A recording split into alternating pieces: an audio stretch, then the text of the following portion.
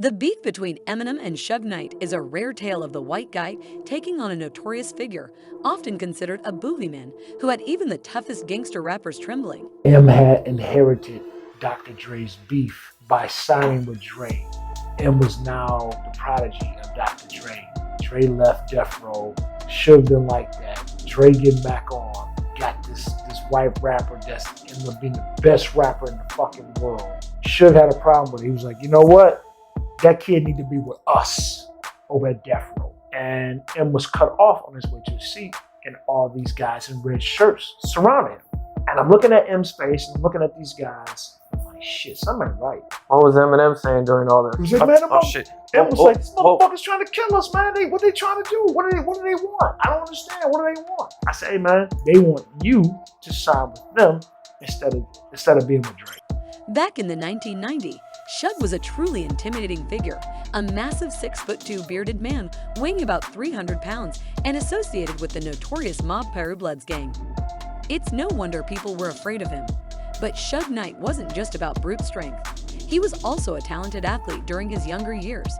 He attended Linwood High School, where he excelled in both football and track. His talents were so impressive that major college football scouts were eager to have him join their teams. He played college football and even made it to the NFL, which speaks volumes about his abilities. However, despite his athletic success, Suge couldn't escape the pull of the streets. His coach wisely advised him against signing with the University of Southern California due to its proximity to trouble. But even after choosing the University of Las Vegas, he couldn't avoid getting entangled in hood-related matters. Eventually, he signed with the LA Rams, but unfortunately, his coach there didn't think he was good enough, leading to Suge being benched. This decision didn't sit well with him, and it added to the tensions that would later escalate into the infamous beef with Eminem. After making up his mind, Suge decided to quit football, despite his family's pleas for him to stay on the team. It was a turning point for him, and he decided to change his appearance, ditching his hair and going bald. This seemed to mark a transformation as he delved further into the world of gangsters. Suge ventured into various career paths, first becoming a concert promoter and then a bodyguard. However, his time as a bodyguard was relatively short-lived. In 1989, Suge took a different direction and started his own music publishing company. As time went on, he gained a reputation as a fixer.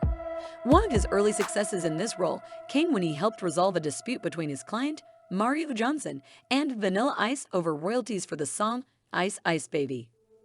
This marked the beginning of Suge's career as a fixer in the music industry. Suge took me out on the balcony, started talking to me personally. On the balcony, On the balcony, high above. like 15 floors. He had me look over the edge, show me how high I was up there. You scared? I needed to wear a diaper on that day. I was very scared. More opportunities followed when the rapper DOC wanted to leave Ruthless Records. He sought Suge's help, and in the process, Suge connected with other members of NWA. During this time, he discovered that Dr. Dre also wanted to part ways with NWA. Once again, Suge successfully resolved their issues, and as a result, Death Row Records was born in 1991. Death Row's in the house. Death Row can be bigger than Motown, or Sony, or Warner Brothers. Death Row is going to be the biggest record company there is. The master plan was to take over the world. In just 6 years, Suge managed to rise from a bodyguard to become a label executive. Death Row Records became the label that other record labels aspired to emulate. In that short span, Death Row released 3 of the most iconic hip-hop albums ever. And one other thing I like to say, any artist out there want to be an artist and want to stay a star, and don't want to have to worry about the executive producer trying to be all in the videos, all on the record, dancing. Come to Death Row. The Chronic, released in December 1992, and Snoop Dogg's Doggy Style, released in November 1993, were both massive hits. Doggy Style even debuted at #1 on the Billboard 200 chart. Furthermore, in 1995, Tupac Shaker was released from jail, adding even more firepower to the label's roster. Overall, Death Row Records' success and impact on hip-hop during this period remain unparalleled, leaving a lasting legacy in the music industry. In the 90s, Death Row Records continued to thrive with releases like Tupac's All Eyes on Me, solidifying him as one of the biggest stars of the era. Suge Knight had become a powerful figure in the music industry, but despite his success, he couldn't entirely leave behind his violent tendencies. He dealt with mistakes from his employees in an aggressive manner, leading to several legal troubles and jail sentences. As time went on, Death Row's reputation for violence grew due to the association with gang members and individuals with shady backgrounds. Dr. Dre, feeling uncomfortable with this image and the people involved, decided to leave the label, and Suge made sure Dre left without his publishing or masters, causing a contract dispute.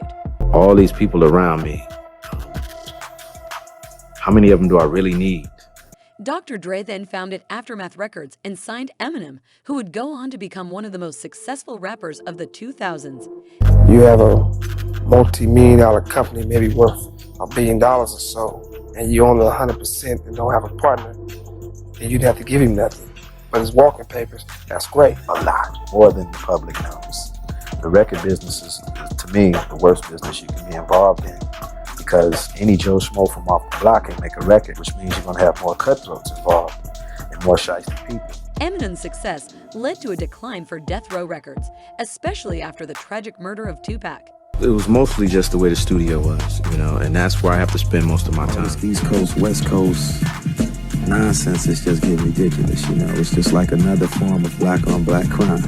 Suge was not happy with Eminem's achievements and tried to intimidate him on multiple occasions. I've been so many places, I've seen so many faces, but nothing compares to these blue and yellow purple hills. I climbed the highest mountain, once or twice but who's counting, but nothing compares to these blue and yellow purple hills. Cool, calm. During the Source Awards in 2001, Suge's presence loomed over Eminem. M was walking to his seat, I'm standing up to the side, and M was cut off on his way to his seat, and all these guys in red shirts surrounded him. And I'm looking at M's face, and I'm looking at these guys. Shit, something ain't right. And an incident involving Suge's associates and Eminem's bodyguard, Big Nas, took place. Eminem and Suge's conflicts continued as Eminem signed his protege, 50 Cent. You see all these guys talking about death row, motherfucker, death row. Death row, motherfucker, death row. So by this time, I cut in, I step in front of M, I push the guys back. I'm like, yo, what the fuck going on here, man? He said, death row, motherfucker, this death row about, this death row life. I was like, death row, what does it got to do with him? He said, hey man, Suge sent him a message. Suge Knight was eventually incarcerated for multiple offenses. I got him up out of there, took him backstage. So now, backstage, I'm calling Dre's bodyguards. I called Dre, and look man, we got a serious issue, man. Death Row is here, and they trying to fight, they trying to do whatever they gonna do.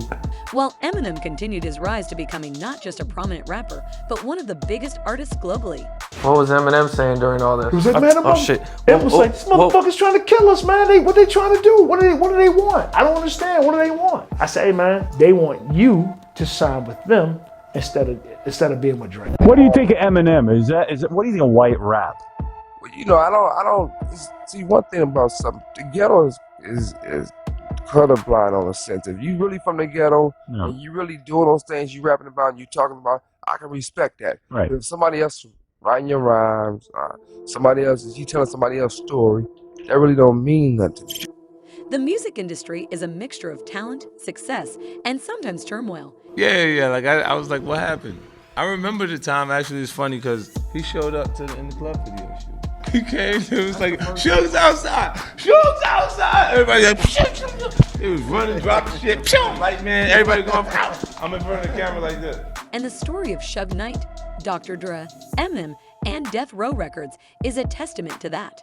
Suge came in with 30 Mexicans, like you said, which is weird, you know what I'm saying? He always wrong with the Mexicans. You know what I'm saying? And I just remember Smurf and 50 was like, what's up, man? What you want to do? Bang him. Yeah, Bang was like, what you want to do? And Suge looked at him, and he took a puff of his cigar, and he blew it out, and he did like this, and he left. He came with the 50 Mexicans, and M was out there. M didn't back down. They said niggas came outside. He came with 50 Mexicans.